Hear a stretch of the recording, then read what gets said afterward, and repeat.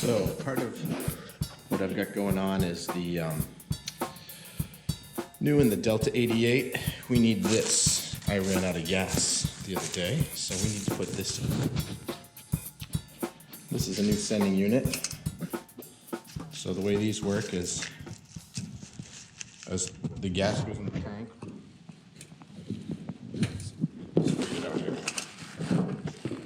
as gas fills in the tank, this floats up.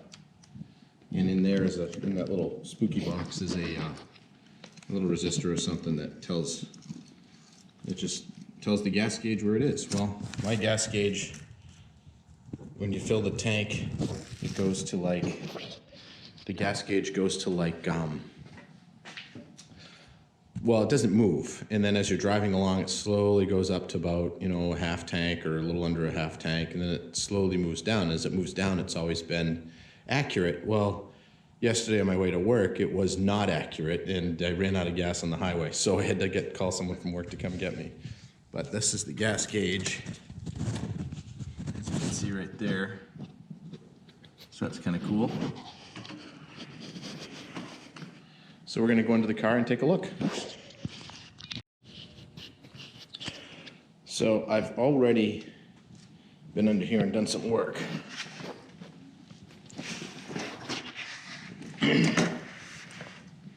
Oh, it's a little tight. So I've got I got a scissor jack up there. I've got, a lot of things up on jack stands. I've got the tank down. These straps is what hold the tank. There's a strap here that goes all the way back, up and around the back of the tank. And I use this UTV jack to kind of keep it held. But what I found above it, look at the shape that under the tank is. It's like brand new. This is the first time that's seen air since probably 1969, and even you look at the shape that that's in, everything is just really, really good shape back here. The fuel lines and the fittings, and even there's no, you can see, there's like rust, but it's not really bad. This is, everything that's peeling is all undercoating that's coming off. But, so we're gonna pull that out of there, and we're gonna put in the new one. So you got to twist this around. These little pieces here. This will push on that. I use a piece of wood so it doesn't spark. I'll just hit that with a hammer. And the hammer I've wrapped in tape. I've wrapped the hammer in tape just so it doesn't spark anywhere, because you don't want to spark, because this is a giant tank. This is a 26-gallon tank. It's not full, but so we're going to use that hammer and knock that out right now. I don't know if you'll be able to see it. Let's see if I can put this here on the rear end.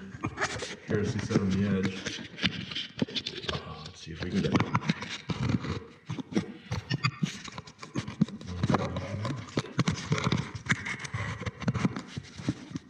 There we go. Now that should about do it. Let's see if we can get this out of there.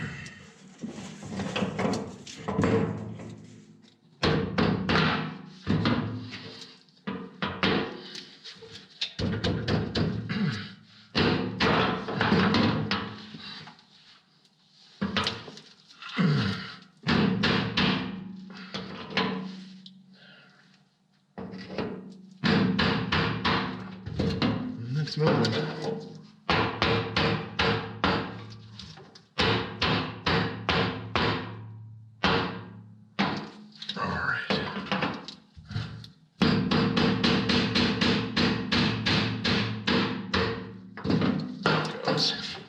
There it goes. So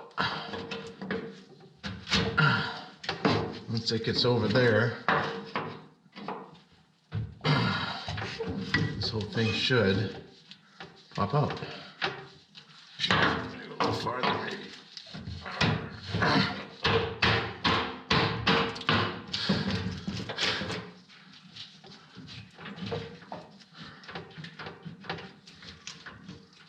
Get that off a little.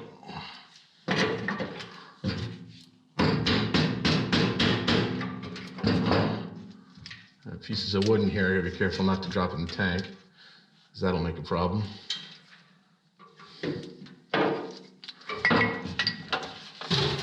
Now, that's it out and around.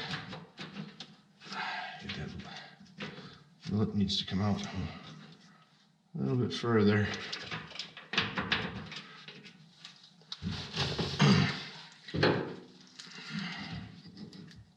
Let's go around a little bit further, I guess.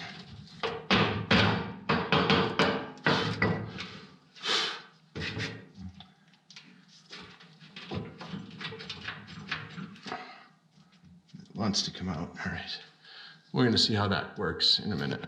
I'll just pull this whole unit out.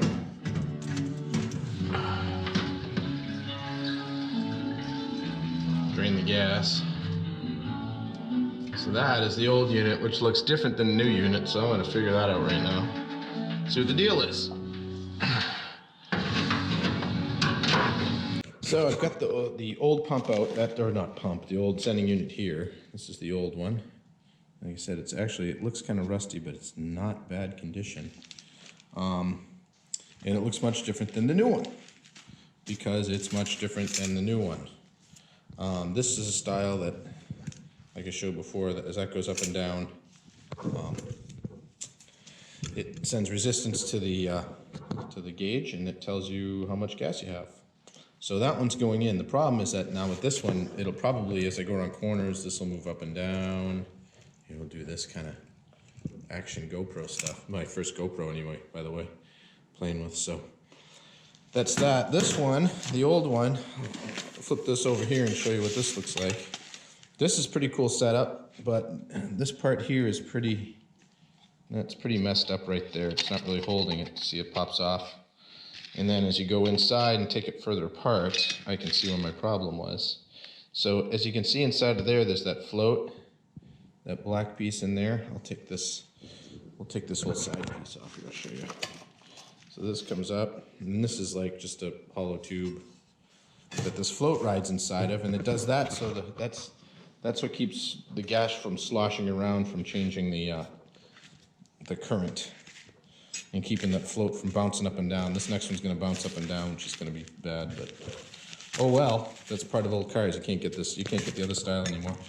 So this one works. This is right here. You can see there's kind of a line going up there, and I think that here's the problem. As this slides up, this was getting wedged and jammed in there just from being old. You can see it doesn't want to slide.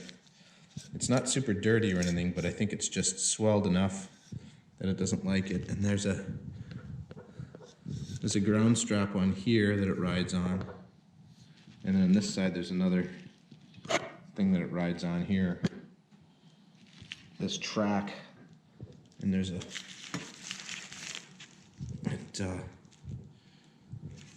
it just sticks. So what was happening is as you fill it with gas, it would never go all the way up because it's really sticky when it gets up towards the top. But as it gets toward the bottom, it works pretty good. It's pretty smooth. So what was happening is it was sticking going up, and it was sticking coming down. So it could probably be rebuilt, but I've got this one, so I'm just going to put that in and be done with it. And then when I go around corners, you'll see the gas gauge go like this when you go around a corner one way, and it'll go this when you go around the other way. But as you're going down the road straight, it'll just kind of wiggle a little bit. Not a big deal. So anyway, let's get that put in. So I've got a new O-ring that goes here. That's the old O-ring. It popped right off, which is nice. That's another rarity. I'm going to take this rag here. Don't need any of that stuff in here. Oh, I will need that later. Glad I threw that out of hand's reach. That's good.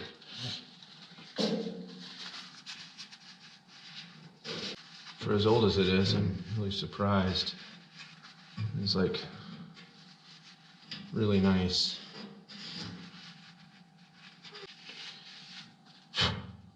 So that new O-ring will go right in there. Put that in first.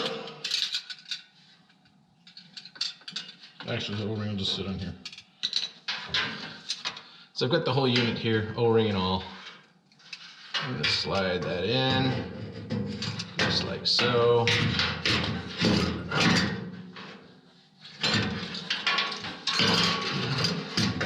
Get that O-ring seated properly. It's got like a little ledge that it sits in, which is nice. Get that out of the way. Oh.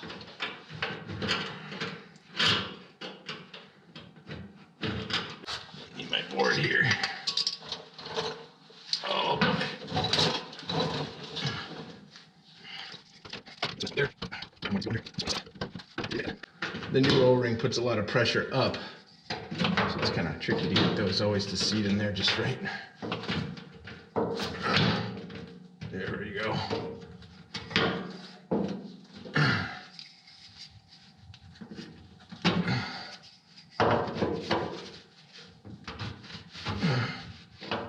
See, that slides around like that. Now I'll just have to tap that with the hammer a little bit.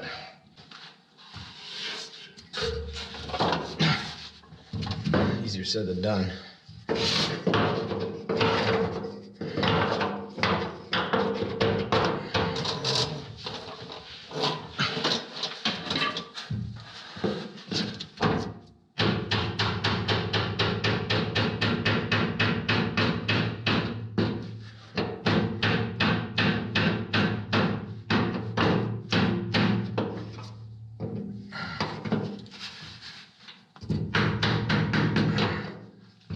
That is in.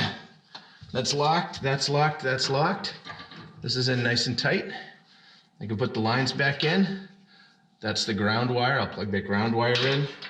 There's another wire back here that comes around top. That's good. That plugs in right there. Takes care of that wire. And that is in. And this one goes right up here. Probably can't see it in the camera, but that just screws on to the frame there, and we'll get that cleaned up and done. So, that being said, we're pretty much set.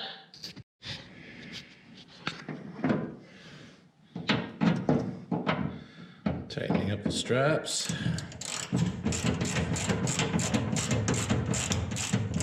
They're really long, right?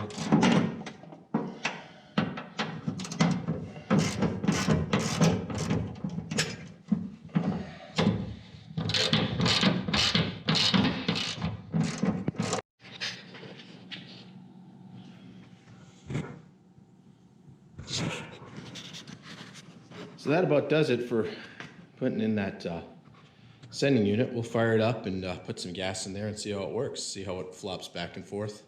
And so until next time, when we have a new update on that, we got some brake work I'm working on too. It's got some weird shutter now. I don't know what it is, so we're gonna figure it out. I think hopefully it's just a balanced or a wheel weight's gone and tires out of balance. But that's what we get for now. So until next time, we'll talk to you later.